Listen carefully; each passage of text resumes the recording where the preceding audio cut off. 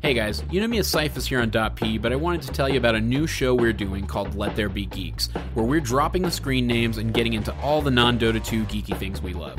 Video and tabletop gaming, books, comics, movies, TV, plus geek and nerd culture at large. Find it on lettherebegeeks.com, iTunes, Google Play, and all your favorite podcast apps. Give us a follow at Let There Be Geeks on Twitter for the latest show announcements, and new episodes go live every Monday. Plus, you can tune in for specialty episodes released periodically where we go in-depth on one geeky movie, TV show, game, or topic. Again, you can find Let There Be Geeks at our website, lettherebegeeks.com, and on iTunes, Google Play, and all your favorite podcast apps. Now, here's the show.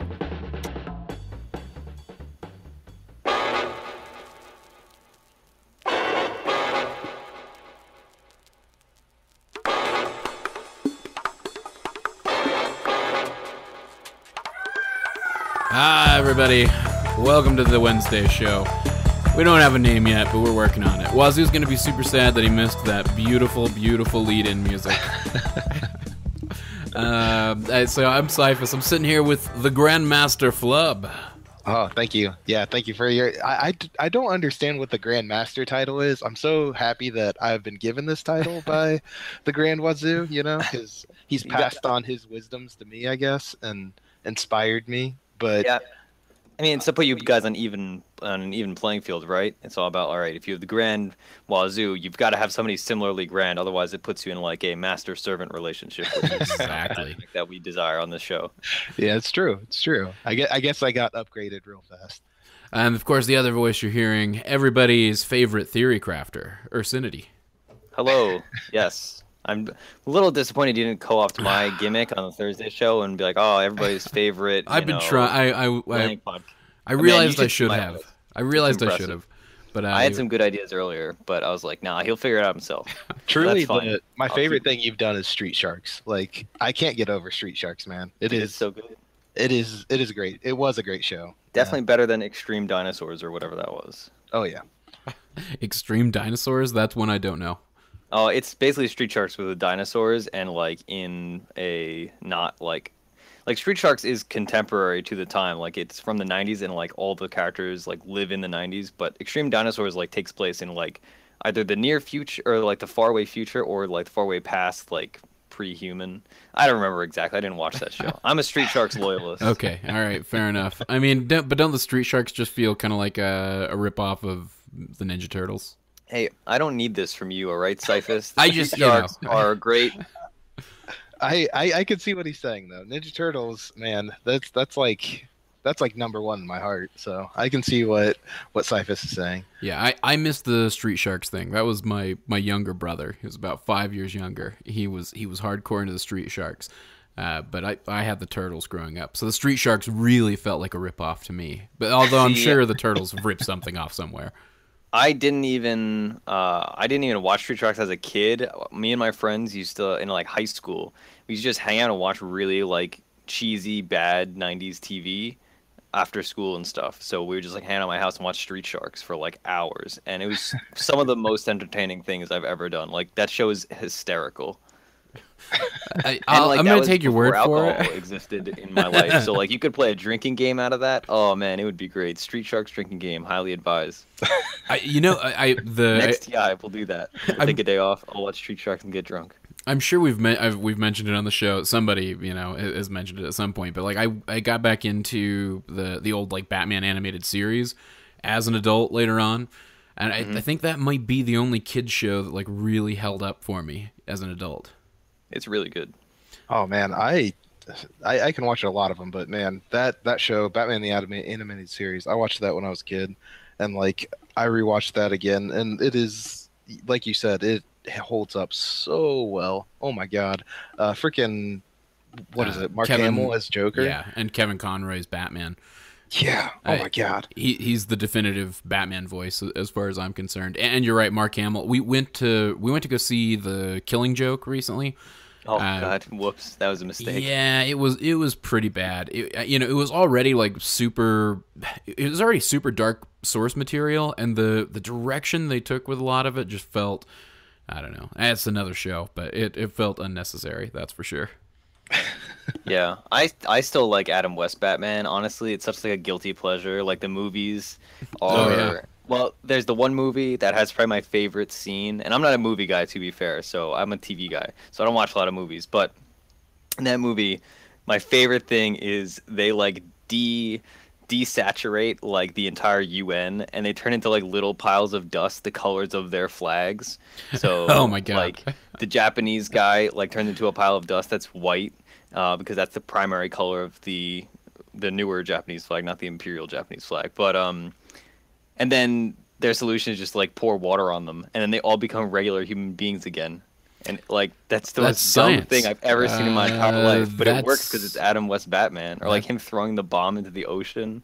God, it's so good. That is a great movie, and that show. What surprises me the most about I'll say my generation, and their knowledge of the Adam West Batman is that they don't get that it was a big joke. You know what I Yeah. mean? Like they don't get that it was intended to be comical. It was not intended to be a serious Batman or even a or any kind of dramatic Batman whatsoever. Like the goal was to make that as funny as possible. Yeah. But yeah, Adam West is maybe one of the best comedic actors of all time. I would say he's fucking hilarious as Bruce Wayne, as Batman, and him on the Family Guy. I don't know if you guys are fans of Family Guy, and Fairly Odd Parents. He plays the character in that. That is basically himself. If I'm remembering correctly, it was some animated cartoon that I watched as a kid. I'm pretty sure it's the Fairly Odd Parents. Yeah, I don't think I've seen it. Really? I mean, I remember watching that as a kid. I don't remember Adam West, but Well, yeah, I definitely remember him being animated in something, and I wasn't allowed to watch Family Guy as a kid, so it definitely wasn't Family Guy. It's got to be something. Well, Gotcha. I'll try to look it up while we get going. So, we got an email about the Wednesday show because we're still trying to figure this out. You can always send us more, Yeah, please. absolutely. We value all opinions, not just the first guy, That's right. also the second and third and fourth. But this was like by far the longest, and it was the first. I'll just say his first name. Charles hit us up. Bang Bang Chuck, I think, is the screen name he goes Roland's by. child preemptively. That's hit right. you up. So he had a couple of suggestions. The first thing we got to discuss, though, before we really dive into this email, is what the hell we're going to call this show. Because Wazoo's thrown around this idea, and he really likes it. He likes Me Mid Wednesdays. None of us are mid players. That is the first issue. Yeah. Yeah. I mean, we had this when we had this issue, like months and months ago when we were first thinking of like the Wednesday show in its first iteration. We were like, what is a alliterative term or an alliterative name for the Wednesday show? It's like, all right, wannabe Wednesdays, or like everything else is just sounds ridiculous. So I got nothing. Honestly, I'm like being put on the spot here. well, And the thing is though, me and you both used to be mid players. Like you're talking way back for that me. is true. So And technically, I'm occasionally our mid player for our team, much to Proud's chagrin. I don't mean to speak too much for Wazoo while he's not here. For those wondering, he was unavailable to make it tonight. But I think his concept was that everybody is going to be, with 4 people on the show for the most part, everybody's going to be vying for their time to talk, and we're all we're all personalities, so we probably will be vying with one another periodically. So it's the equivalent of the me mid argument that you see in a pub. I like it. That convinced me. That's a good name. that's pretty good, man. And it's the middle of the week, unless you use like the week that's starting at Sunday, in which case you're pretentious. Yeah, and we don't let those assholes listen to the show. I'm sorry. Exactly. Okay, so now we got the title out of the way. I'll let Wazoo know that you guys that you approve of his suggestion. So we got suggestions for upcoming topics, and we may not get into all of this, but he mentions controls. I'm not going to read everything necessarily that he talked to, but he thought it would be interesting to hear what everybody's key mapping was like. Whether or not they use, what options they use, like literally go through really in depth on our control settings. And just kind of see, and then maybe even discuss like what pros are using and what different people are using at different MMRs. I assume that at the 2.5K level that Wazoo and I are playing at, we're probably playing with very different control settings than the two of you are. Yeah. And that seems like a task to go through all of that, but it might be interesting.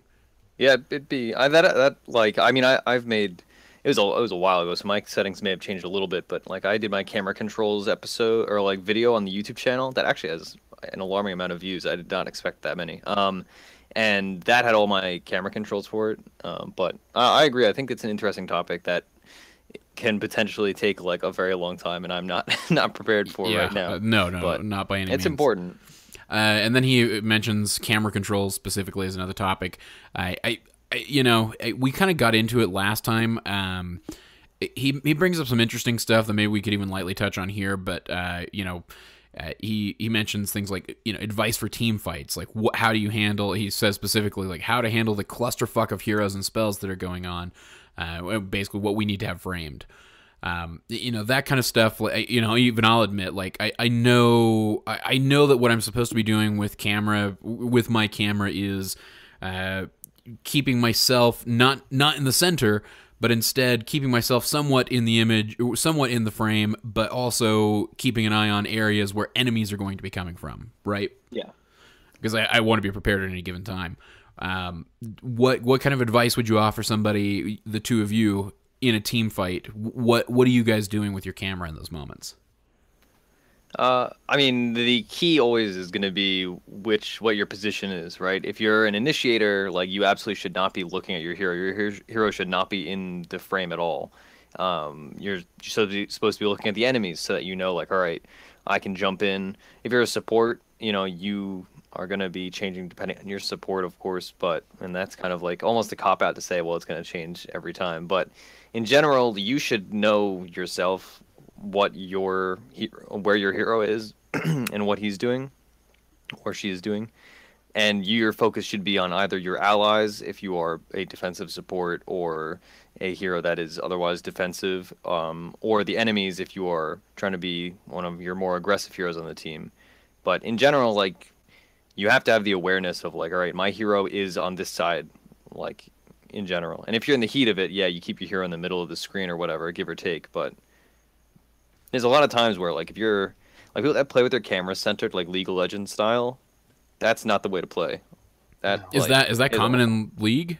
Yeah, your camera's locked to you, if I remember correctly. Wow, I think that may have been an old thing. I'm not sure. It used to be like that, but I think it's like the default is that, and you have to turn it off. Yeah, and that's on other heroes. And that's the thing is, like, if you're playing, like Ursi said, it definitely depends on the position, and it definitely depends on what you're trying to accomplish at that moment in time. Like, even someone that's very defensive, like a Shadow Demon, can have his camera in an offensive type situation. It's just knowing when you are getting offensive to have your camera in a certain spot, and when you're being defensive, what to have your camera. But in general, like, if you're going defensive, I still have my camera on the other team more than I would on, like, my own self, because generally you know where you're going to be, and you can always center yourself, hit whatever grouping you use, or you can use a centering key to grab yourself. Generally, I'm from old Dota and Han and stuff, so like 1, 2, 3, 4, like control groups is what I use. Same. So like I have mine key bound on my Naga on the side of it. So like my hero is always 4, and I can always click on 4, and it'll center myself whenever I start taking damage. And if you're not looking at yourself, there's subtle hints where it's either someone's talking to you, or you can, there's certain like pings that you can hear, and that's what you use sounds for too. It's like you use your camera to also listen for sounds of spells, like I think raises. Like if you have like somewhere near the spot of a place that you have creeps, you can hear the raises, and you can judge how far someone is like farming a camp or something. So it's not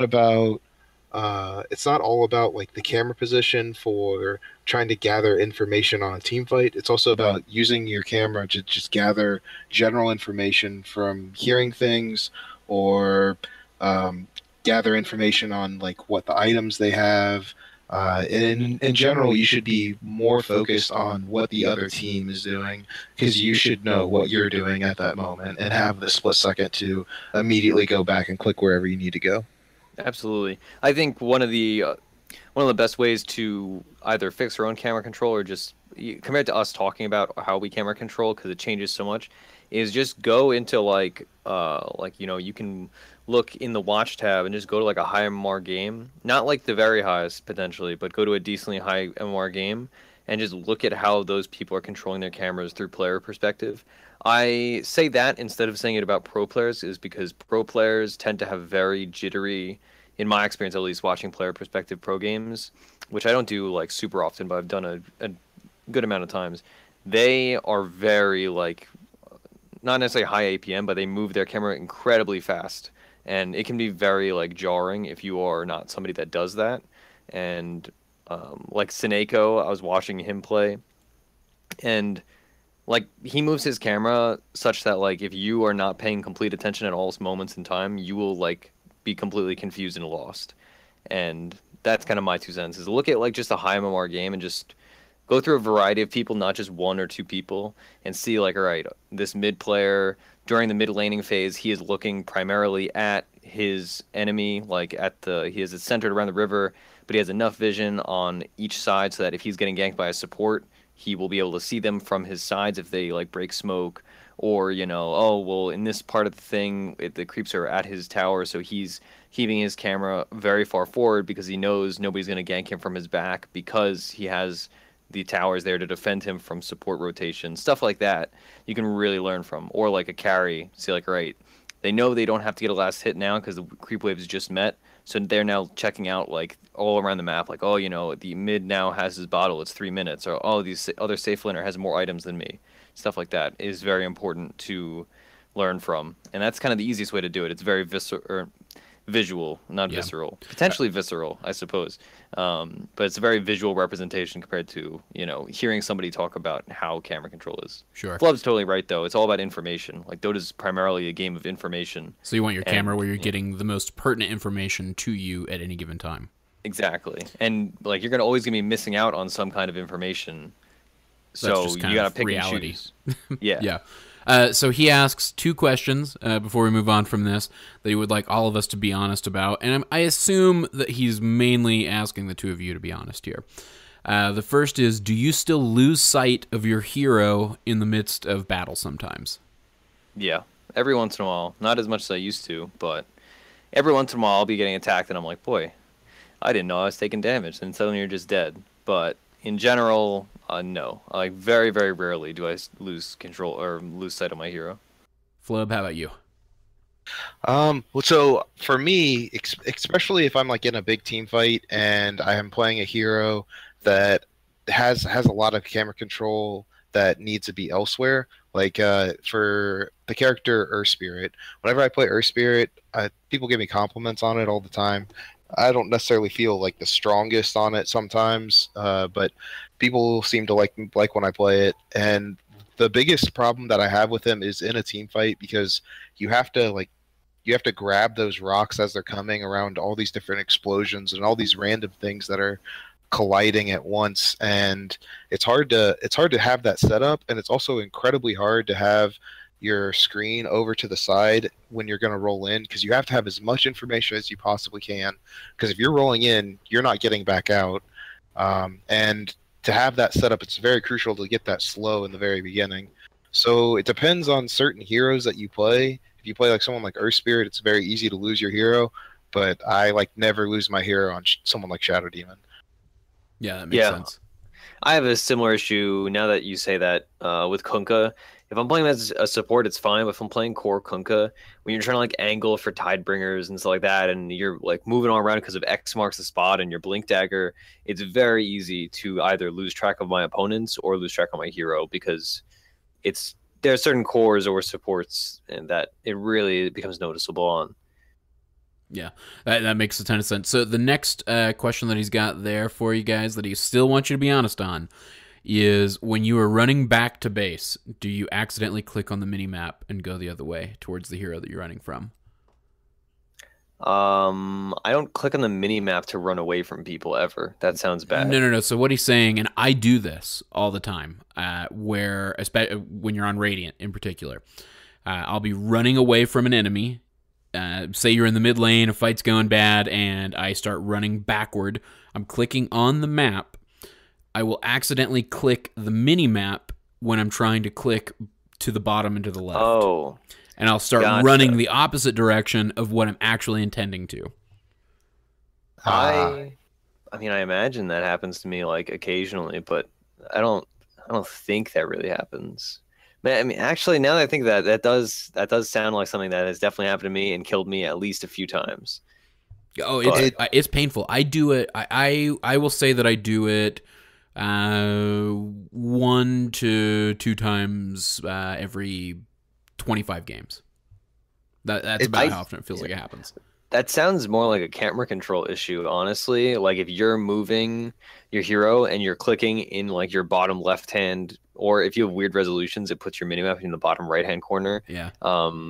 If you're clicking that like corner, I don't think you like that. Just sounds like a camera control issue more than anything else. Like when I'm running away from an enemy, you want to be making, or at least I make, generally pretty small like clicks. Like I click, a couple hundred units at a time. That way I have a lot of direct control compared to, clicking like 500 units away and potentially running around trees or not running around trees and just leaving it to pathing. So I would say that kind of ties into camera control. Interesting. I would say with blinks that happens sometimes. Like very rarely does it, but when you're trying to get the max amount of distance and you're trying to click on the map to blink so far, and you're like caught in the trees and you're like wanting to go like kind of in the tree line down at the bottom at Radiant, and sometimes I'll click on the mini map. I've had that happen a couple times, kind of recently, and that really sucks. But in general, I feel like that's kind of one of the things that I'm stronger at. There's other things that he could ask me that he would probably say, oh, well, I thought, since you're this good that you would have like this down better. And I would probably say like, yeah, no, I don't have that as good. But for map control and being able to control my screen, it's one of my strong points, and I don't really do it that often. And it's kind of why me and Ursi are in the positions we are in, because as support players, it is beyond crucial. Well, it's crucial for everyone in the game, but we tend to like not have our heroes selected. We have to know where our heroes are, even though they're not even near, because we have to be looking at the other people's items. We have to be giving information for the rest of our team. So if you are a mid player, if you are a carry player, that may be something that you need to work on. If you're a support player, definitely focus on that, because that's going to get you killed, and you are going to be in situations where you're running away with no health a lot, because that's just what happens when you're a support. You are squishy bits, and people like to eat you. So just try to keep those clicks small, like Ursi was saying. Okay, so I'm going to skim through the rest of his email real quick. He suggests doing a show on like typical errors in each of the MMR brackets. He even, I hope, jokingly suggests that we dedicate an entire episode to Roland's level 1 Roshan cheese strategy, which feels wrong to even call that Roland's. Then it's not. It's not Roland. Nor is it Jordan Hansen's. That strategy has existed for a long time. But the one suggestion that I did want to talk about, because I personally like it, he suggests doing either a stupid challenge of the week or of the month. And where we let fans suggest either like a crazy stupid draft, a hero build, just putting some sort of restriction on the game. And then he posits like maybe we, if we win the game, the fan who submitted the draft, we give him a hat or something. But I feel like that detracts from like what the purpose of the draft is supposed to be. But yeah, I don't know. I like what he gives some examples here. Win a pub game where every hero can buy only one type of item for the rest of the game past 5 minutes. Each hero has to pick a different item. I guess I don't understand that necessarily. like you could only build like, boots and then Yules, or only defensive items, or only blue items, only red items, Okay, only Battle Furies, like my old Invoker build. Of course, in honor of Roland's bootslessness, win a pub game where no hero can buy boots in the party. And he also suggests winning a pub game with all melee heroes, which I'm pretty sure I've played in a pub where that's happened. Yeah. Dude, there are certain patches where that would be easier. Like the tanky hero patches. Like you just let's pick 5 strength heroes. But all of these patches, man, are like designed. All these things that you're suggesting are like, okay, we hopefully ban out AA and just like get like a 5 heal team and just like slowly move in, and hopefully we push them and win. Well, we're sure not playing these in ranked, so we're not going to go about banning. I kind of like the idea, like Wivrix tweeted in response, because we talked about this very briefly on the Monday show, because Roland likes to go on and on about Friday and how special Friday is. They're so special over there on Friday. oh, I heard all you did on Wednesday was talk about Friday. He wouldn't know because he doesn't listen to any shows other than his own. That's right. But Wivrix suggested like an all-female draft where we can only draft female characters, female heroes. Those types of stipulations I think might be pretty fascinating. Or not fascinating, but would be fun to do because I like the idea of forcing you guys to play bad Dota. Yeah. Yeah. So I have, God, where to start? So everybody knows, like, Flubb literally has a show called Tryhard Tuesdays. I have been well established as a tryhard. I'm so anti doing these kind of strategies that are just built to lose games. Like they're built to make winning difficult. All right, they're not built to lose. Well, no, but like the reason they're difficult is because they are so predisposed to losing. And I hate to be the curmudgeon, but this is why I imagine many of us in both listeners and hosts love Day 9. With Day 9, I hated Fun Day Monday. Like I would watch it, I would never participate. I would be like, this is the stupidest thing. Like it's entertaining 1 out of 5 times. And again, I hate to be the old man that's like, oh, this is no fun, but I don't want to suddenly have a YouTube show that's just like, hey, watch a group of show hosts lose Dota and try to make bad things work. I don't know. I personally still like the idea. I think that you'd have more fun with it than you realize. No, so I used to do this. Sorry to cut you off, Flubb, but I used to have Smurf accounts with my real life friends, and that's where Battle Fury Invoker first came from. And I had a Legion Commander Smurf that only I had a macro that would yell, "It's time to duel" every time I would duel somebody, stuff like that. And it was fun for a couple games, and then it was hey, all we're doing is losing. My friend Jordan, one of his Smurf accounts, because we would always play in 5 stacks. We'd all have Smurfs dedicated to each individual thing. And he would only build boots on sniper. So he'd have 4 phase boots and a treads and a TP boots by the end of the game, stuff like that. And it was funny for 10 minutes, but Dota's a long game, and losing games because of dumb restrictions or smurfing or whatever, or not smurfing, but traditional smurfing where you're doing it to do fun things, not to recalibrate. Sure. It's only fun for the first bit of the game or the last bit of the game or whatever. Also, the other thing, and then I'll let other people speak, is either the restrictions are too hard that it's not fun, or it's not winnable unless the other team is just utter garbage, or the restrictions are too lenient and it's pointless. If you had a restriction only an only female team, you could easily make an only female team right now and win with it.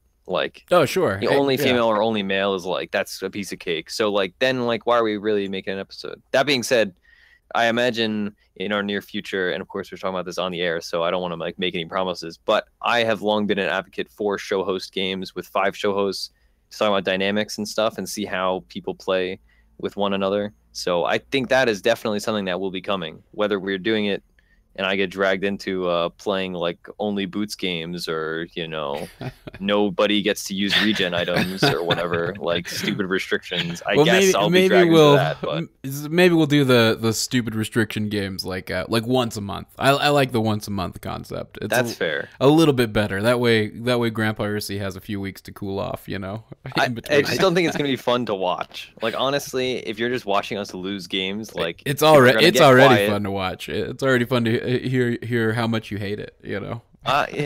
No, I just I don't want to make bad content, and it sounds like it. Because everybody knows. Oh God, now I feel like I'm dominating the conversation, but I really want to make this point. But everybody knows when you're losing games, most people get quiet or like passive aggressive or straight up aggressive, and that's not fun to like listen to as like a fan of people that speak for hours at a time on a podcast. Like, I don't know.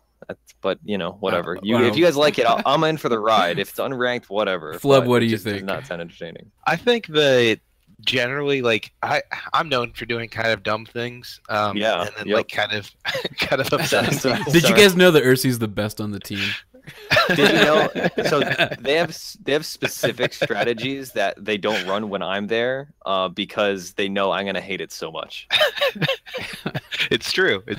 Like sniper support took me so long to convince him on, because I was like, all right, guys, I have to convince Skrunk, because he's the easiest person to convince, and then actually Vafa is the easiest because he'll go along with anything, and then probably Fafnir, and then Skrunk, and then I gotta work on Proud and tell him the strategy behind it, and then if I get Proud in, I can maybe hook in Ursi. Proud's like the final domino that can hopefully push down the ego of Ursi, and bring him over to my dark side. But you don't run support sniper whenever Ursi's there?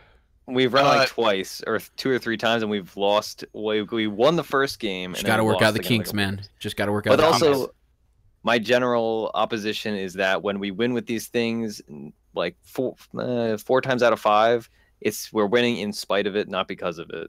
And there are specific strategies that have been worked around, and I've conceded that are legit, but in certain can I have an example circumstances of one that you had to work around that wound up being legit? Support sniper, it is legit in certain instances that are very specific, but it's not something that I want to see. What would be one of those situations, out of curiosity? So we drafted with Faceless Void so that you have that AoE control, and their force to sit in shrapnel. You could do it. I mean, Flubb, you could give some more circumstances where support sniper is legit, but I also it's a very specific conversation suddenly, but yeah, and it's something that I'm writing about right now, and I keep promising. Oh, that's right. More. But the thing is it's such an in-depth thing to talk about, because it's one of those heroes that I love, and it's a pub stompy type hero because you're outplaying the other person hands down. And this is why Ursi doesn't like it, because if you do make one tiny mistake, it really hurts you and it really puts you back. And having snipers already really squish, so if you make that mistake, it kind of puts you back even further. And the thing is, though, if you can get the levels on him, if you can have that good game, and he has that potential to come back with farming the jungle. If you use shrapnel, you can actually use shrapnel to farm jungle and farm stacks pretty well, and while you're stacking it, it really helps you out and helps you get a hero that not only is able to help push out the offlaner, but to actually help get some farm for himself and be able to transition to do other things for you. And also, if anyone knows anything about me about supporting, I love my vision heroes. I love heroes that, whether it's giving a small amount of vision, with a Veno ward, or giving vision with a Shadow Demon wave, having that vision is super crucial. And with Sniper's shot, he has the ability to use it to obviously to see and keep track of people, but he uses it to keep track invisible people as well. And if you use that correctly and actually use his ult for that, it turns the hero into a viable strategy of kind of using him for almost like an invis ward to a point. Whereas if you have him as a carry, you don't get that that viableness. You don't get that understanding because like if your carry's just sitting there like for a good 3 seconds waiting to line up that headshot thing that he does, the assassinate. Yeah, it's kind of a waste of time. Yeah, you should be right clicking. I frequently have to like yell at people that play sniper, like, hey, that is a waste of time. Please don't just use it because it's off a fucking cooldown. Like, could you please just right click? We need you to just right click. When people are playing carry sniper, that's a painful thing that happens a lot, I will say, in the 2 to 3K range. Yeah.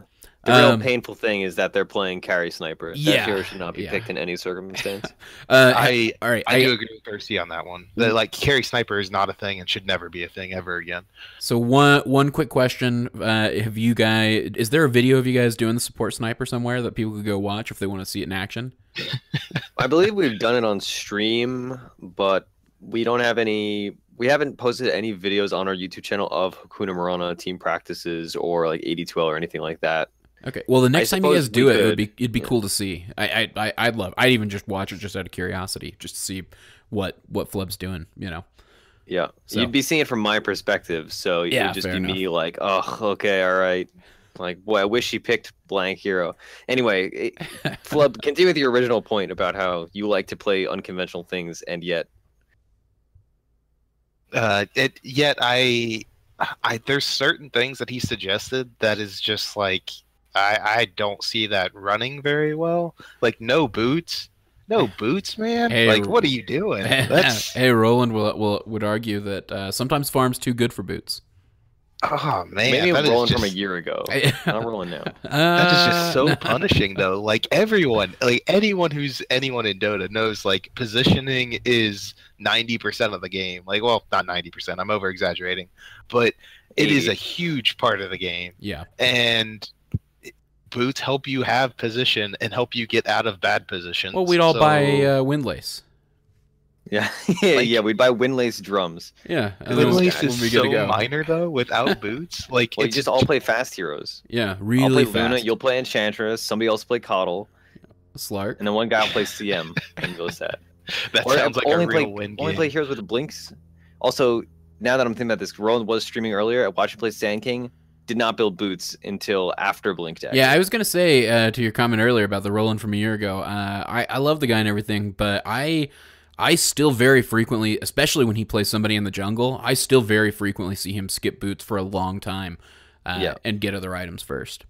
It happens a lot. And, it's one of those things where even if I bring it up, it's like I'm like, hey, maybe you get from camp to camp faster. And he's like, I don't need to anymore because of, the cliff jungling on the Radiant side. And so it's hard to argue with him sometimes. And that's why Proud builds Windlace on like almost every carry even. It's not because he's trying to chase people down. It's more because of the farm speed. Like 20 movement speed translates into like an extra camp here and there. And those extra camps end up adding up a lot. So boots are an even bigger deal where like you're going to be hitting more camps just inherently. Yeah. Especially like it doesn't apply in like the first few levels when you're killing things slowly. But like it's like AMs that don't build boots before Battle of Fury. It's less about like, yeah, sure, you blink from camp to camp, but you're also doing some running, and the running is important, and it really slows you down. Yeah. It's also a thing of like the boots can help you do those camps. Like, not necessarily like with Sand King in general. I just usually stay brown boots until I get blink. But there's certain heroes that obviously I hope he does like Axe Tranquils in the jungle because I mean obviously they give you regen.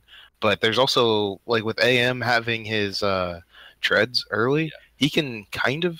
now, I mean, I'm not an AM player, Ursi corrects me here, but he can kind of do jungle camps because he has that availability of having that extra health bump to do something like that. So it kind of feels like, sometimes it's bad to waste money on, but if you need that tanking or you need that extra bump and it gets you to your lane or your creep camp, the next creep camp faster, that's much better. Because if you're jungling, I kind of already said it on the Tuesday show yesterday, but the thing is, like, you need to be able to actually participate with your team. junglers who stay in the jungle for the first 15 minutes are not helping the game at all. Like, even if you come out like with a Radiance, no. That's so. There's a great question. So that is, especially from the 2 to 3K range, one of the most frustrating things in the world is. Usually there's a single support. I hear that this happens at all levels, but usually there's a single solo support if you're lucky enough to have a support at all. And there is always someone in the jungle, starting out in the jungle. By what time? And I realize that it's going to vary in every game, and yada yada yada. Dota's a game where things change. By what time, as a general rule of thumb, should a jungler be getting out of the jungle and engaging somewhere in a lane? At a rune timing when they have a useful ability. So it, like you said, it varies hero to hero. So some examples would be like Veno is gonna want to leave jungle because as a jungler, you're gonna like the most important thing, the thing that differentiates good junglers from people that are just dicking around in the forest for 5 minutes are people that have rune control, right? So if you're jungling, you're gonna want to, whether it's Radiant or Dire, you're gonna want to be rotating through and picking up that rune, even if it's a bounty at 2 minutes, 4 minutes, 6 minutes, etc. And if it's a good rune like an Invis and you're playing Venomancer, let's say, because Venomancer jungle is very popular, you're going to want to have your 1 point in Flubb, you know the name of the spell, the shooty thing. Venomous Scale. Venomous Scale. Once you have like probably a level 3, you'll pick that up, maybe level 4, depending on, I don't know the build, I don't do that garbage, but at level 4, you're gonna have Venomous Gale, and then it's like, all right, you are now capable of accenting another lane and getting a kill, or at least harassing out, whether it's a mid lane or an off lane or what have you, out of their lane. So that is how you're being an effective jungler. If you are now like taking what you've gotten from the jungle and helping out a lane to compensate for the fact that you have, because you're jungling, weakened all of your lanes inherently. That's kind of the key, and that's what differentiates good junglers from bad junglers. Or if you're playing Beastmaster, you hit level 6, you smoke immediately, and you go roar somebody, right? Because that is when he has now gotten his useful ability. Yeah. So it's all about that. And that's like the easiest way to simplify it in my mind, is that know what your hero does that is useful in a ganking capacity or a pushing capacity if you're playing Chen or Enchantress, and you are going to be leaving the jungle to do things when that ability is up and facilitated by a rune or by allied action or enemy action.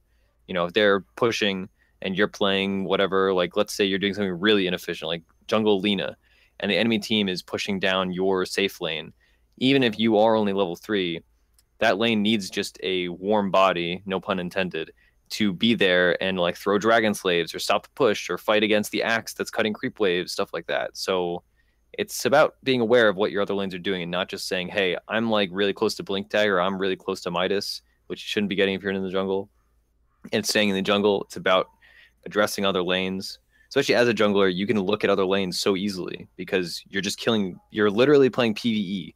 Like that does not take your camera does not need to be on you if you're jungling, right? You need to be looking around other things. If you're sandstorming, the sandstorm does not change whether you're looking at yourself or looking at the mid lane, right? So do something.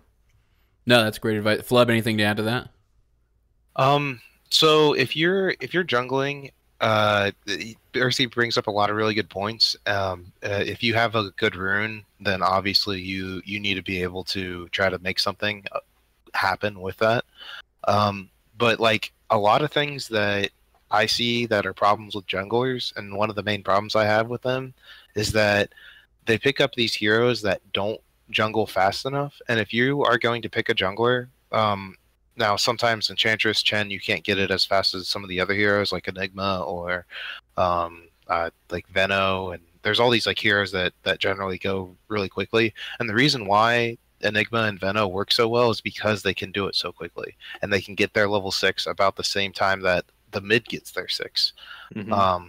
And having that potential to like come out with your 6 in a lane and kill their offlaner or go up top and kill their safe laner and hopefully their support is very good. And that's what a useful jungle actually does. Whether it's like even like something super trolly like you doing Bloodseeker jungle is okay with me, but if you're going in and you're doing like ogre jungle, you're not doing anything with that. Like even if you hit your level 6, you're banking on something that's going to have a chance of happening, and that's not doing anything. Like you have to come out and have to get something from it. Yeah. That's why Legion's so popular in the jungle, because she comes out and she gets her ultimate really quickly if done correctly, and then she comes out and hopefully gets that damage. That's why it's successful, and that's why people kind of latched onto that. Yeah. So whenever I tell people about jungle, it's like it's okay to do, just understand what the potential is for that position. And yes, Chen and Enchantress can't do it, but they can also gank it like level 1 from the jungle, or they can gank pretty much any time because they get a creep, and it's the potential there is incredible. And there's certain things you have to understand about the game and why the hero works the way that they do. Before you just pop into the jungle with any old hero. Exactly. Yeah. Well, I think it's one last point. I think it's primarily a mentality thing with people that like to jungle. Is that it's always that people like hate playing supports, or they have that mentality of like, I can't trust my pubs at 2K to play cores, so I got to be the 4th core, or stuff like that. Like that's a very not productive mentality. But you have to know when to do it and when not to do it, right? So I'm generally fine with a jungler if the enemy team has a jungler, because I'm like, all right, well, both teams are going to have garbage lanes, and the cores in each safe lane are going to be contested because there's one less support, and there's mids are going to be safe because there's one less support. Nobody's going to be roaming. So then that's kind of fine. If the enemy team is a Bloodseeker jungle and my teammate says, "Oh, I'm going to LC jungle," I'm like, okay, whatever. You guys equal each other out in your lack of productivity. In your douchedom. But yeah, exactly. But if you see the enemy team, you're like, all right, they have like the most aggressive lineup in the entire world. They're running a push comp clearly, and this even applies to pub games and also team games especially. But even pub games, like even at like lower MMRs, like people still like acknowledge like, hey, this is a push game sometimes, very rarely, but sometimes. And if you're seeing like, oh, the enemy team has they're running like a DP, Chen, Sven, and like other heroes that are all just going to 5-man your towers, probably don't pick a jungler, because they're going to take the map control from you and you're not going to be able to jungle. Or if they have like Bounty or Ricky, then definitely don't jungle.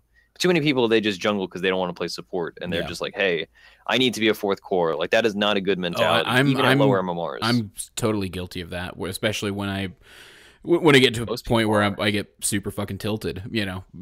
It's real easy to just kind of get jaded from a bad game or two and say, all right, fuck it. I'll just jungle. At least I know I get farm there, Yeah, we've all done it at some point, I imagine. All right, we're gonna take a really, really quick break, and then we're gonna come right back because I wanna ask you guys about breaking from Dota, taking breaks from Dota, what you do when you come back, and that sort of stuff. And I thought maybe we talk just a little bit about that new hero that's coming up. So we're gonna take a quick break, folks. Be right back. Hello, everybody. This is Roland from your favorite Dota 2 podcast, Defense of the Patience. I am asking a lot of you on this commercial, and that is to go to defenseofthepatience.com, and in the top right, you will see a survey. This is going to give us money. Money that we will spend on terrible things, probably. I've always wanted a monster truck, and if you can help me achieve that, I'd really appreciate it. We've been doing this for 2 years now, and I now have a chance to get a monster truck, so that's pretty exciting for me. Check out the survey. If you don't want to fill it out, don't. But we do need some of you to fill them out. I'm totally rambling here, and I probably should have a script. But I don't have a script, and so this is going to go on for another 10 seconds because you're supposed to have a minute, and I'm at 52 seconds. Please go to the top right of defenseofthepatience.com. Help me make my dreams come true. Thank you for listening to Defense of the Patience. And we're back. That's right, folks. Help fill out that survey so Roland can get a monster truck. That's what'll happen. I want rides in it. I told him on Monday, like, if we can drive the monster truck around at a rally, I'm all for the monster truck idea. That's the only way I'd ever go to a monster truck rally is if we were participating in it. Okay, so I got 2 quick things I want to talk about. First, like maybe an hour before the show, I caught wind of the new hero coming out in Dota 2? You guys, I assume, have both heard about it? You mean Monkey King? Yes. Oh, okay. I mean, you did not catch that wind about that at TI when he was announced and we were sitting there? Nope, because while that was going on, I was not there. Oh, amateur hour over here. And it never got discussed. Like, nobody brought this up. This was brand new to me. Even having Thursday show. Well, I didn't listen to the Thursday show. All right, that's fair. Nobody does. Even though it's everybody's favorite podcast. I've been living a lie. I say that it's not. We have just Jay Gushi. He listens to it and he tells me it's really good, and I'm like, thank you, Jay Gushi. And then Proud listens to it, and that's actually, I've been getting people around here that I've been talking to more people, and they're like, yeah, we don't even play Dota, but we're listening to it, like both your guys' shows. So you guys got some fans. I know Theorycraft does, because in fact, one of the reviews on iTunes. I'll have to remind you tomorrow before the show. Is all about Theorycraft Thursdays. Like everybody loves the Theorycrafters, and somebody loves Roland. Tommy likes both of you guys a lot, so that's exciting. I was supposed to be like some kind of weird self-deprecating humor, and now it just feels like I'm just this is weirdly masturbatory. Well, you get to masturbate some more tomorrow. So what with the review? So what are your opinions? Thank you for that clarification. What are your opinions on Monkey King? I watched that trailer. I guess that trailer was at TI then for the Monkey King. Yeah, they had the whole dancing thing and the people sword fighting. It was an event. I don't care about this hero because it's a core, and I know I'm never gonna get to play it. So whatever. Do we know? Oh, poor Ursi. Proud and Vafa, our mid player Vafa, and Theory Crafting Thursday, also Proudland host Proud, is very excited for it. I don't care that much. It's, whatever. There's no specifics that are out on the hero. People are theory crafting a lot of the stuff that he's going to have, like a disguise and like a Stampede-esque illusion thing and, whatever. But, that's all speculation based on like the hero as it was in Dota 1 and as it was in Han. Apparently had a variant of the Monkey King, and there's also a variant of the Monkey King in like every MOBA or ARTS, whatever you're going to call it. So like it's a pretty generic hero concept. Wait, so, Dota 1? They came out in Dota 1? No, okay, so he wasn't actually like a pickable hero in Dota 1. He was a secret hero in every 0.9. Okay. So like in 6.59, 6.69, 6.79, each 0.9 would have a like hidden hero, like secret hero. Right. Like Phoenix was one at one point before she got released in the game, and there were like another couple like random weird heroes that like if you did a very specific set of things you could get to as like an Easter egg, basically. So if I'm remembering correctly, he was an Easter egg in like 5.89, one of those like point blank nines. Right. Yeah, so we don't know anything about his abilities at all then at this point. So people have been speculating based on like what they show in the video for his like announcement. So there's one where he disguised himself as a tree. It showed him like jumping through trees, so people were speculating that maybe he has some ability that lets him pass through trees, kind of like a blink, but like over terrain or over trees, not any terrain. There's also something where he kind of like spawned like a dozen illusions of himself, and they all stampeded in one direction and like attached themselves to creeps and heroes. So people were speculating that that's some kind of ability, like similar to what I think of PL as, except like all of the illusions would tie themselves. So who knows? We can speculate, but he's a monkey. He's gonna do monkey things. He has a bow staff, right? He's gonna hit people with a bow staff. He's never gonna buy wards, and that's all I care about. I'm with you. All right. I do like the idea of the pathing through trees. I mean it's not unique by any means, but. I'm all right with that. Sure, let him be a monkey. You're right. Yeah, it's interesting, but like even if you're pathing through trees, it's like okay, so you have a short range blink that is wildly telegraphed. Okay, congratulations. But it'd be cool if like he can path through trees, but like stay in the middle of them, and in like places where you couldn't like blink into, but that way he could like set up things if he was like an offlaner potentially with like some kind of weird like utility offlaner that distracts and like messes with the playing field and creates illusions that like impede the enemy. Like maybe illusions that taunt for like a second, or like kind of like Weaver's bugs. Like, you know, Weaver bugs, they attach to you and they require a certain amount of hits to kill. Yeah. Kind of like that, except like a taunt.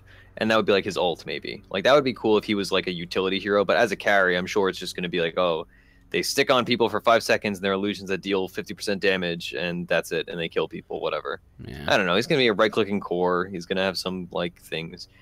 He seems very much like PL, just judging by that like video. Yeah, the little intro video. Okay. Like he has a mobility. Yeah, Well, and he has a mobility move. Fuck He's a Monkey hiding King. move. I don't want to. I'm done. You know, fuck him. That's what I say, Ursi. I'm not gonna play him either. I've barely played any cores at all. Like, Yeah. that's how It's how a I proud feel. and Roland hero for our Yeah. respective shows. So the last thing I wanted to touch on real briefly before we get going. Before the show, we were talking about you know, we as we are want to do before I think any show, probably all of us with our respective co-hosts. We were talking about, okay, well, what are we going to get into on this episode? What do we want to talk about? And you know, Ursa, you mentioned that it was kind of tough to be able to fall back on like recent Dota you've played because you took a break. And I was telling you, I'm kind of in the same boat. We're recording this on a Tuesday night, and the last game of Dota that I played was, I want to say last Friday, maybe last Thursday. So I kind of wanted to ask both of you, like, do you feel like those breaks are ever positive, or do you feel like they kind of, and I use this in the appropriate sense, do you feel like they retard your growth as a Dota player, or I don't know, how do you feel like a break from Dota impacts you? At what point does it impact you? Flubb, do you want to go first? Yeah, I'd like to. I'm always interested about this question because, see, I think that you said that this was a long break for you, and I've had much longer breaks than that, man. I've had like a few months breaks. So, Same. I feel like everybody has that breaking point after a while with Dota. Maybe not because there's all this incentive now with being more into, you know, pro stuff, and it's more generally accepted out there at this point. But for the longest time, you know, as I was like, you know, every year that I play this, I feel like there was either every other year or maybe even every year I'd take a break, and it'd be about like anywhere between like a couple weeks to like 3 months. And I feel like the ones that were like 3 months, yeah, they definitely hurt, and I was definitely out of touch with some skill. Like I didn't have the muscle memory down to a point that I used to have it, and it bothered me for a while.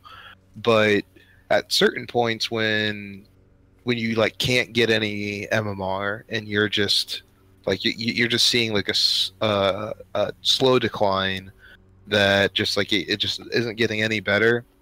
Sometimes I do suggest taking as long a break as you need just to get away from the game and not have that like feeling of dread when you sign on. Sometimes people get really anxious over the MMR bracket and have that MMR anxiety. And what I have to say to those people when they get that anxiety is just like, yeah, your mechanical skills may go down and you can work them back up with a couple no stats games, but when you come back and you are like excited to play again and you have that new drive and things feel new again, you're wanting to win, and that's an important thing to have. It's people underestimate that quite often. If you're just getting to a point where it's like, okay, I'm just gonna click to the next one because I have to get MMR and I have to be higher and things like that, it's like, well, at a certain point this is a game, and it's not like it is a game you should take it less seriously. It's a game, and in any sport or anything that you've ever done, your attitude affects you, or even generally work or in any environment that I've ever been in, attitude really affects it. So if you're trying to do something to make yourself better, then don't harm yourself by having a bad attitude all the time. I mostly agree. I mean, Cyphus just brought up the fact that I'm on a little bit of a break. It's not an intentional break. I went on vacation for a few days, and all I did was I gained no MMR, lost no MMR, but I did gain a sunburn, which wasn't very fun. But that's not really a break, I would say. I feel like I've taken, not recently, like in the last 2 years, I have not taken really any breaks, I think. Like maybe a week here or there to like go away, or like if I was just busy. Like when I was writing my like senior capstone, I didn't play Dota for like a solid week and a half, 2 weeks. But the breaks that I do take, especially the breaks I used to take when I was a much more casual player, were primarily for mentality. And even now, I guess this is kind of a microcosm of actually taking breaks, but like I don't play that much Dota. But when I do play Dota, it's very deliberate. Like I don't just tune in and play a game. Like if I'm just hanging out, like I might watch a TV show, or I'll play an RPG, or I'll watch Dota and I'll watch streamers, whatever. But when I'm playing Dota, I want to give it my all. So every day, if I get home from work, I'm gonna like play a warm-up game in unranked, and then I play a ranked game, and then maybe I'm done for the night, or like then I go and play team practice. So I like taking those little breaks where, you know, maybe I'll take one day and not play Dota, then you come back fresh the next day. When you take these longer breaks, whether it's like a few months or 6 months or a year even sometimes, the big issue is less mechanical skill, I find, but more that you get unfamiliar with the metagame if you're not watching Dota, or, you know, if you're not reading patch notes or at least keeping up with how things are going. And then you continue to not do that once you get back to the game. Like, it's actually a good topic because I have a good friend who is in the army and he can't play Dota when he's like in the army and all that. So he didn't play Dota for like a solid year and a half while he was off doing like adult things, whatever. And now he came back for the summer and he's like hanging out playing Dota, but he just didn't read patch notes and he missed like 3 patches. And he's like, okay, so explain to me in like 5 sentences, like, you know, all the changes. And I was like, Dante, I'm sorry, I cannot do that. Like, this is a very complicated game. So if you have that kind of approach after a long break, whether it's even 3 months and you miss one patch, read the patch notes. Like, it's not hard to like keep up with things. So that's when breaks become dangerous, in my opinion, and that's when people start like really hemorrhaging MMR after a long break.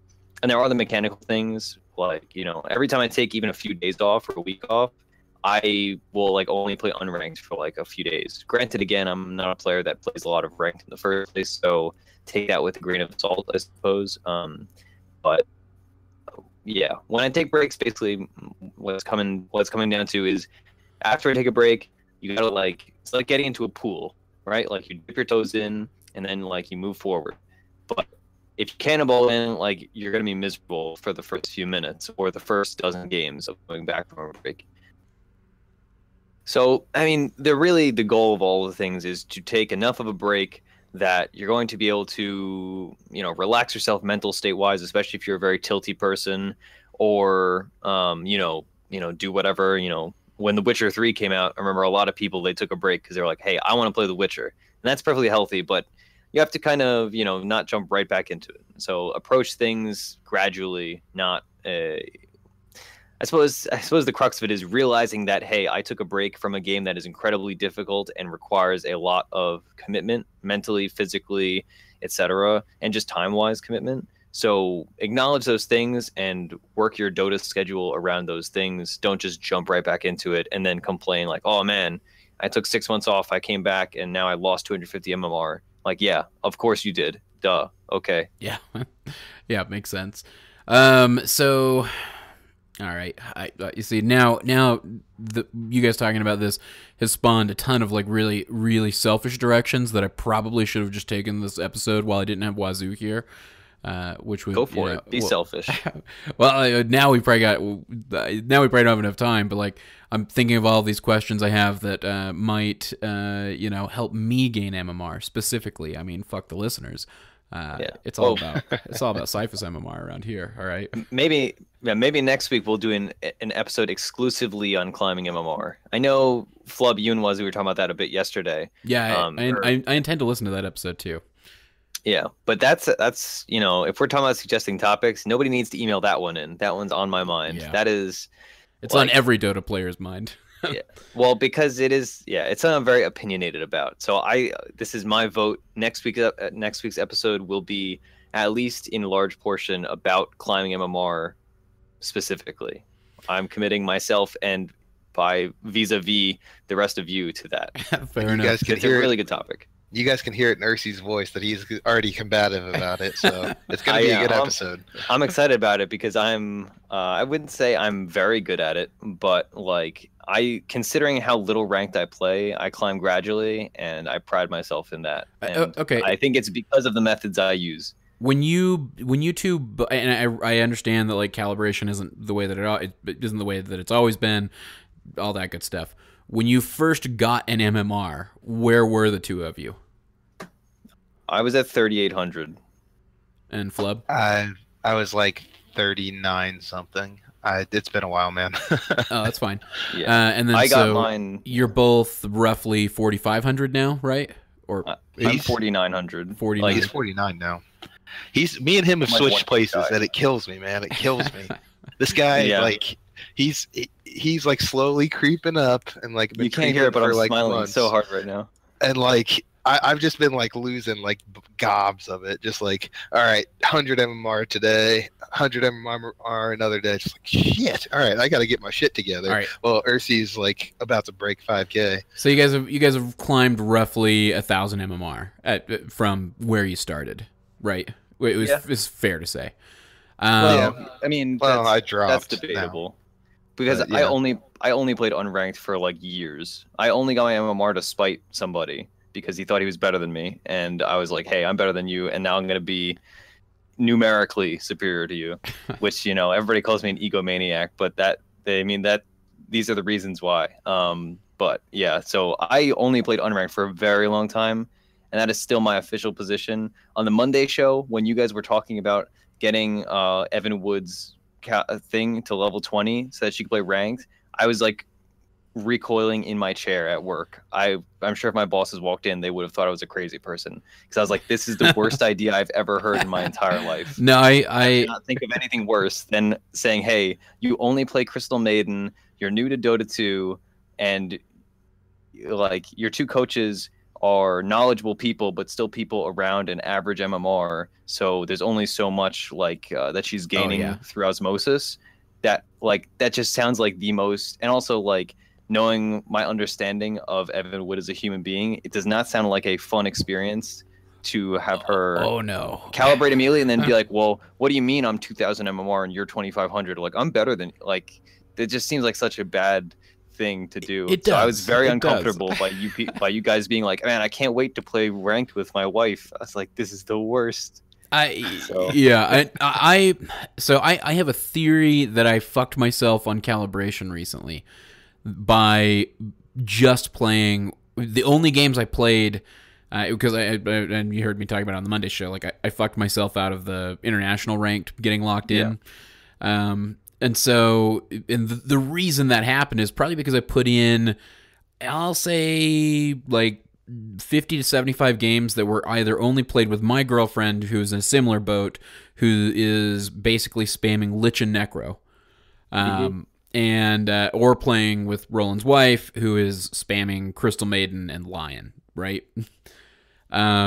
So I believe that I hardcore fucked myself, because when I went to go do the standard ranked solo calibration, the average MMRs are consistently like 400 points below where my average MMR was with the international solo ranked.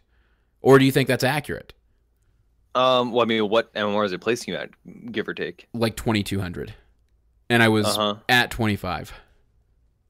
I mean, was it 25 after 36 games or whatever? It was 25 after 38 games. I kept hovering around. I when I initially calibrated, it was like 24, and then I take it up to So- like 25-50. Yeah, so my official stance on all this, and the reason why I always tell people, hey, just play tons of unranked, is, in my opinion, is far easier to climb by playing in unranked and playing with people of a variety of skill than it is to be. And I was joking about this on Twitter, but I use the word incestuous way too often, thanks to Game of Thrones. But it's kind of incestuous skill-wise to only, like, if you're only playing with 2K players, you are not seeing things that 4K players or even 3K players are doing, and you're not seeing things that people worse than you are not doing. So it's much harder to climb if you're playing in that single zone, right? If you're only playing with your 2K friends, you're not going to learn like the simple things that you might not have thought of from other brackets that you could have easily applied to gain hundreds of MMR potentially. So that's why I think unranked is very important. Also, unranked is it's a good.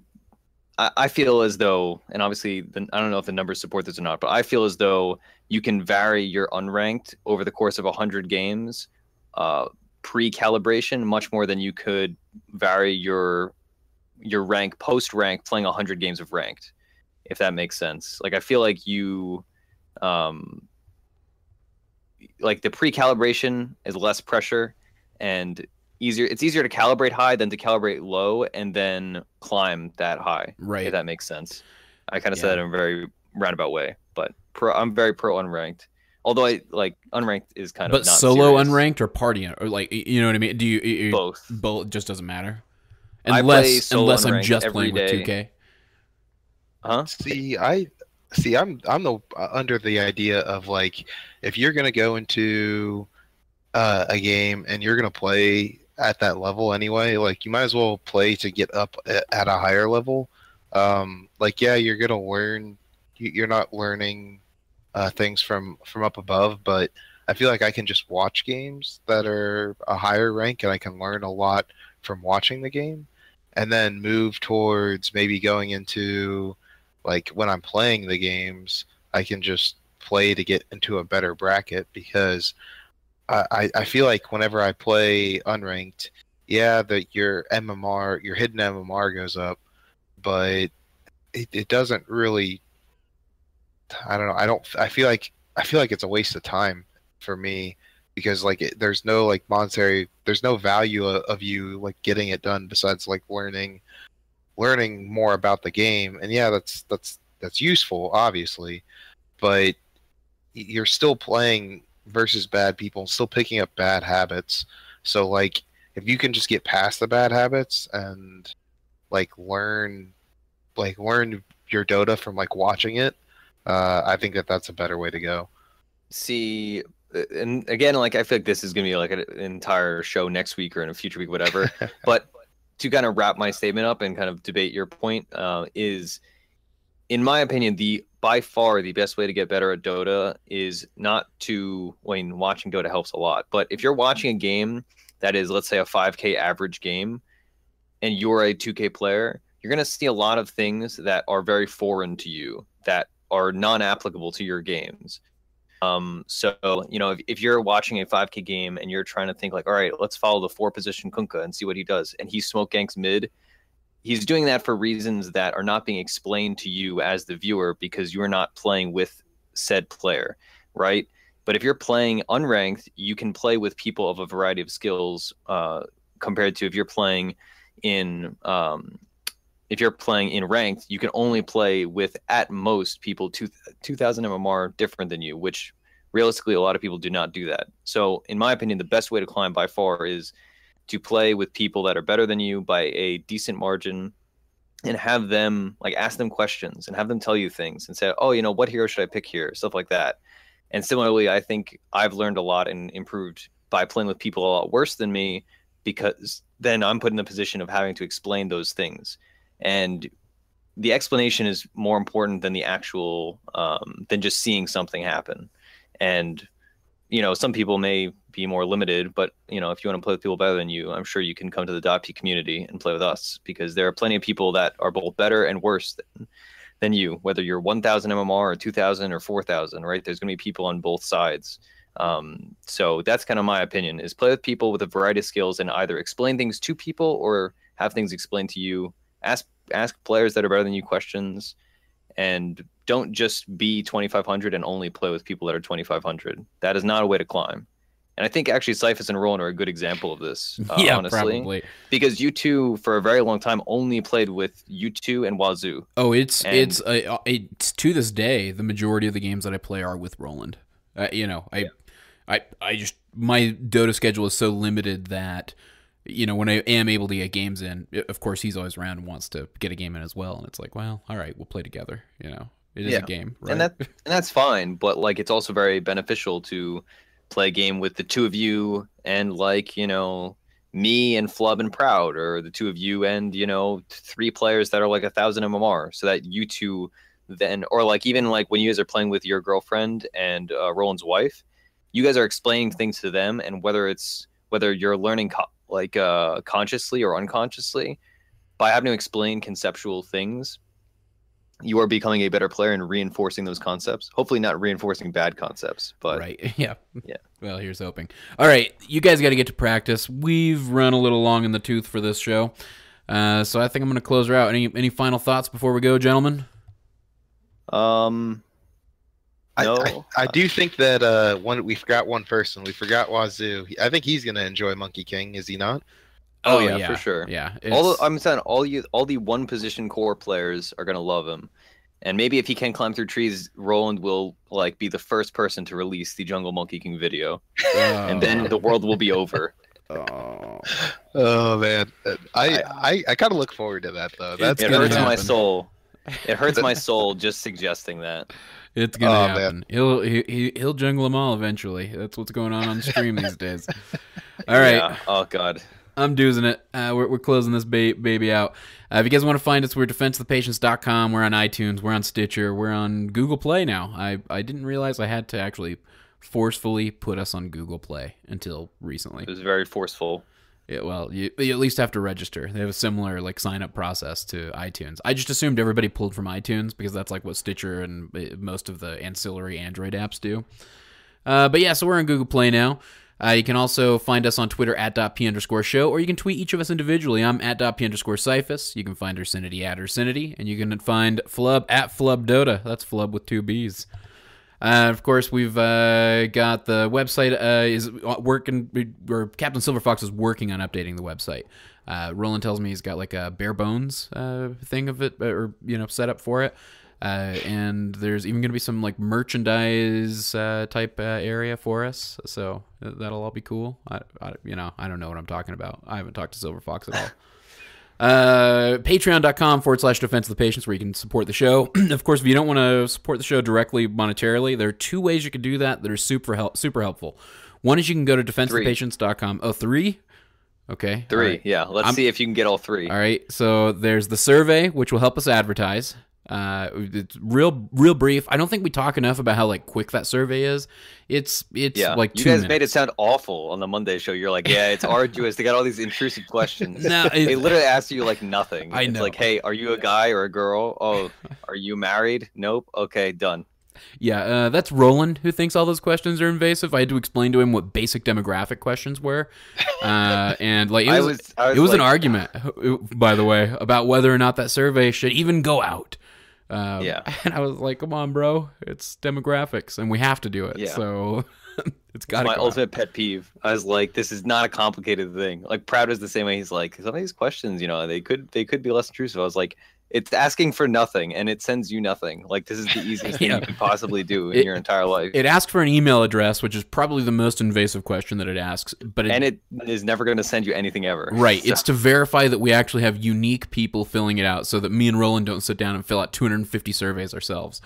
So the other way you can support us financially or without spending any money is going through Amazon.com by clicking on the banner at defenseofthepatients.com. You don't spend any more than what you would have normally spent at Amazon anyway, and they send us a little kickback. What's the third that I'm missing, Ursi? So iTunes reviews, great way to help us yes. non-monetarily, and telling a friend. That's 4. Oh yeah, that's 4. You're right. We got friends. They play Dota too. Yeah, they want to listen to us talk. Maybe, hopefully. I mean, there's also our subreddit, boys. That's right. Jay Gucci is always setting us up real nice. So. Yeah, he's the man. He keeps that thing running hardcore. I love Gucci. Anytime I mention the subreddit, I mention Gucci because goddamn it, he's a good man. Let's see. Oh, and then speaking of the subreddit, we got the Discord as well, which is another great way. Ursi brought that up before. Like if people hop into the Discord, there are high caliber players like Ursi, like Flubb, like Proud, not like Roland, who are readily available and willing to help you and stack with you. It's a lively community. Like I think at any given time there are at least 150 people on. Oh yeah. So you just got to post a message. You can find somebody.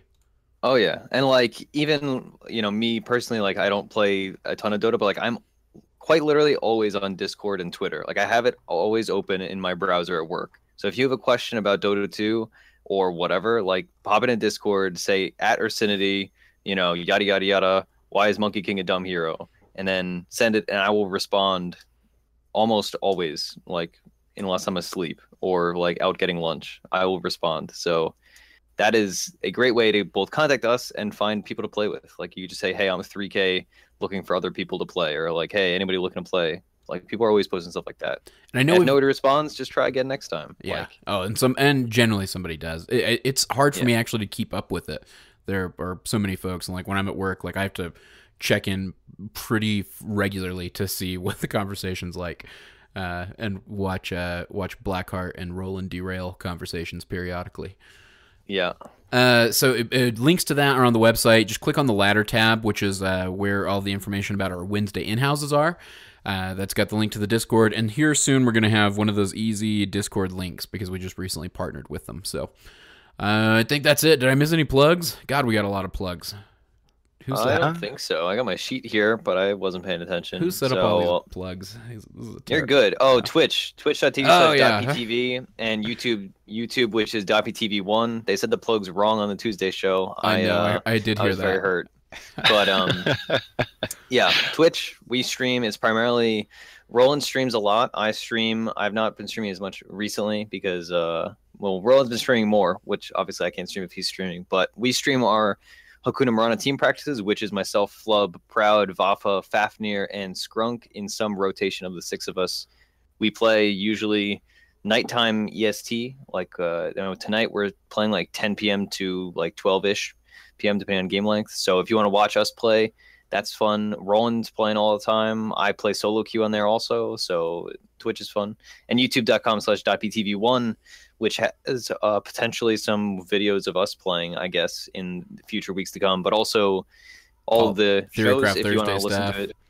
Yep, Theory Crafting Thursday stuff. If you're interested in camera controls, I have like a 10-minute long video on camera controls.